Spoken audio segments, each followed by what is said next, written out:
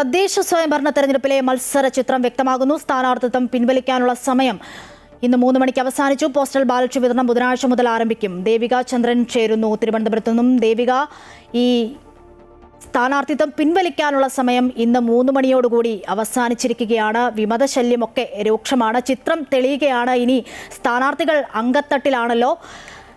ഈ postal ballot വിതരണം ബുധനാഴ്ച മുതൽ ആരംഭിക്കും എന്നതാണ് മനസ്സിലാക്കാൻ കഴിയുന്നത്. ഒപ്പം UDFിൻ്റെ ഒരു പ്രകടന പത്രികയൊക്കെ പുറത്തിറക്കിയിട്ടുണ്ട്. ഈ തെരുവുനായ ശല്യം അവസാനിപ്പിക്കും, അത്തരത്തിലൊക്കെയുള്ള ഒരു UDFിൻ്റെ പ്രകടന പത്രിക. ഈ പത്രികയിൽ എന്തൊക്കെ കാര്യങ്ങൾ പറയുന്നു? മറ്റു വിവരങ്ങൾ. അശ്വതി, ഈ തദ്ദേശ തെരഞ്ഞെടുപ്പിന്റെ ഒരു പൂർണ്ണ ചിത്രം അല്പസമയത്തിനുള്ളിൽ വ്യക്തമാകും. ഇന്ന് വൈകുന്നേരം 3 മണി വരെയായിരുന്നു ഇത്തരത്തിൽ നാമനിർദ്ദേശ പത്രികകൾ പിൻവലിക്കാനുള്ളൊരു സമയപരിധി.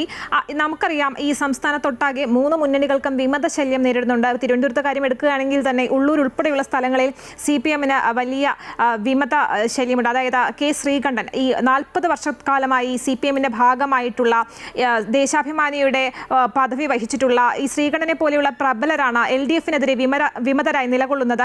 അതുകൊണ്ട് തന്നെ ഇത്തവണത്തെ തദ്ദേശ തെരഞ്ഞെടുപ്പിൽ ഈ നാമനിർദ്ദേശ പത്രിക പിൻവലിക്കേണ്ടത് 3 മുന്നണികൾക്കും ഒരുപോലെ നിർണായകമാണ്. പാലക്കാട് ഉൾപ്പെടെയുള്ള സ്ഥലങ്ങളിൽ ഈ വിമതർക്ക് പലതരത്തിലുള്ള ഭീഷണി നാമനിർദ്ദേശ പത്രിക പിൻവലിക്കുന്നതുമായി ബന്ധപ്പെട്ടുണ്ടായിരുന്നു. എന്തായാലും ഇന്ന് വൈകുന്നേരം 3 മണിവരെ 3 മുന്നണികളും പല തരത്തിൽ അനുനയ ശ്രമങ്ങളും അല്ലാതെ ഭീഷണികളും ഒക്കെ മുഴക്കി ഈ വിമതരുടെ നാമനിർദ്ദേശ പത്രിക പിൻവലിക്കുന്ന ഒരു സാഹചര്യത്തിന് വേണ്ടി ശ്രമിക്കുന്നുണ്ടായിരുന്നു. ഇത്തരത്തിലുള്ള ഇടപെടലുകൾ ഒക്കെ എത്രമാത്രം ഫലവത്തായിട്ടുണ്ടെന്ന് അല്പസമയത്തിനകം നമുക്ക് മനസ്സിലാവും. അശ്വതി.